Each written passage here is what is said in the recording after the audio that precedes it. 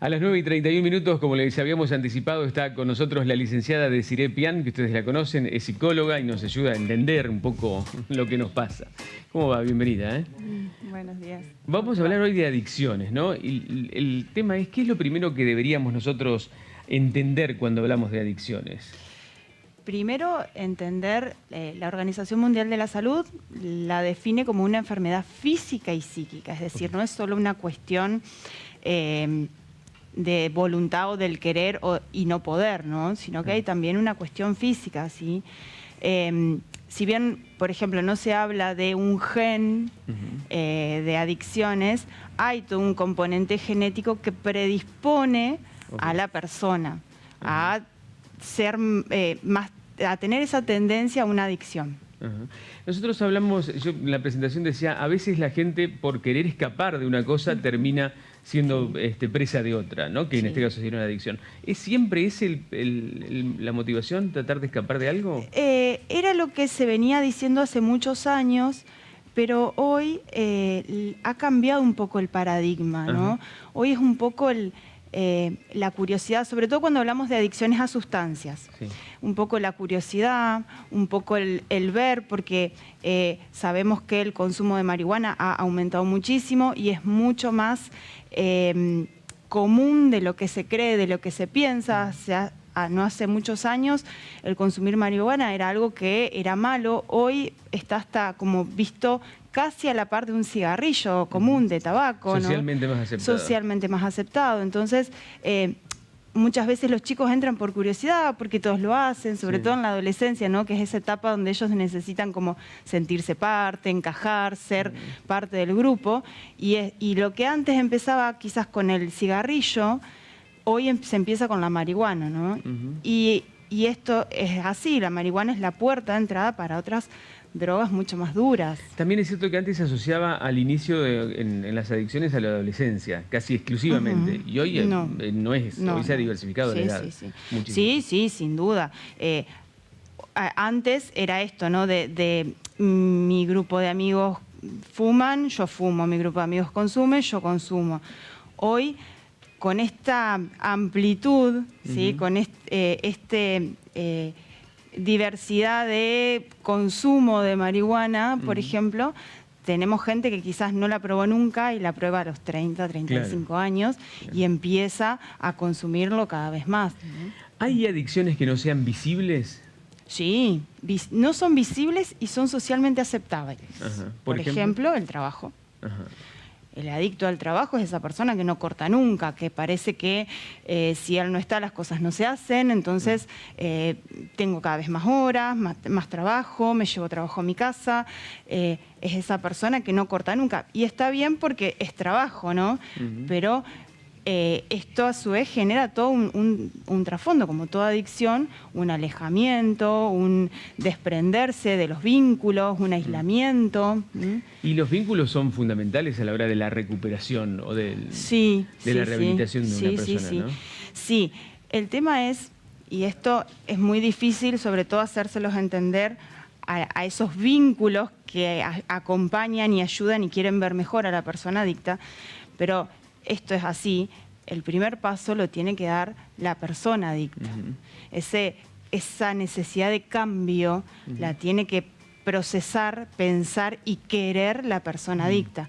Obviamente, si el círculo acompaña, es mucho más fácil y mucho más llevadero la recuperación, pero no podemos obligar, y esto está comprobado, que por más que como papás, por ejemplo, quisiéramos llevar a nuestros hijos a rehabilitación y los metemos en un instituto y los metemos en la mejor clínica de rehabilitación, si él no quiere ese cambio, muy difícil. No lo va a lograr. Por ahí a veces ayuda, ¿sí? Porque estando dentro se dan cuenta y empiezan a querer cambiar, pero son los menos. De última, también al darse cuenta es una decisión que están tomando ellos, ¿no? Exactamente. ¿Qué tanto del ejercicio profesional por ahí nos puede decir? ¿Qué tanto influye el entorno, la situación económica? Porque históricamente fue asociada a la droga, a los consumos, a la pobreza. A la pobreza, sí. En realidad el consumo está tanto en los círculos más bajos, más carenciados, como en los círculos más altos. Lo que se diferencia por ahí es qué se consume, ¿no? En los círculos por ahí más pobres, obviamente el acceso es a drogas mucho más de menor calidad, ¿no? Claro. Entonces, qué sé yo, tenemos esto del Paco, que sabemos que es la borra, sí, el resto de lo que es la cocaína, obviamente la marihuana de menor calidad.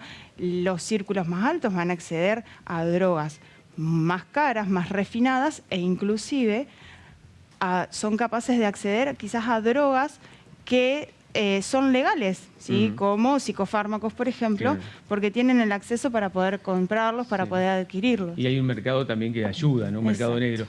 A mí siempre me ha llamado la atención, esta sí es una respuesta muy psicológica, ¿sí? ¿Por qué una persona sigue consumiendo a una sabienda, y esto puede ser aplicable desde el cigarrillo mismo, ¿no? A una sabienda que le hace mal? Porque esa es la adicción. Yo sé que me hace mal, pero no lo puedo dejar.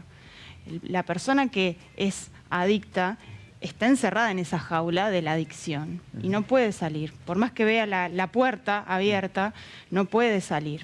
Sobre todo cuando hablamos de adicciones de sustancias. Químicamente, nuestro cerebro, cuando nosotros ingerimos alguna droga, se abren llaves, se abren puertitas. Yo siempre lo grafico así, se abren puertitas. Cuando el efecto baja, disminuye, se va, esas puertitas quedan abiertas. Entonces yo, para volver a sentirme como me sentía la primera vez, tengo que volver a abrir otras puertitas. El tema es que la dosis que yo consumo ya no me hace efecto porque tengo muchas puertitas abiertas, entonces tengo que empezar a consumir más.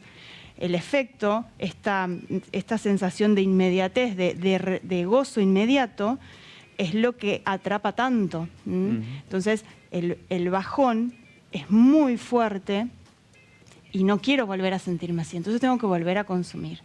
Cuando nosotros consumimos, que es un poco también lo que pasa con las pantallas, cuando nosotros estamos en un estado normal y ganamos cosas con esfuerzo, qué sé yo, aprobar un examen, por ejemplo, nuestra dopamina sube, claro, y se mantiene. Ahora, cuando yo consumo, el pico es muy alto y baja muy de golpe. Y esa sensación, ese bajón, que como dicen los chicos, es el que no quiero volver a consumir, claro, a pasar, ¿no? Entonces necesito volver a consumir.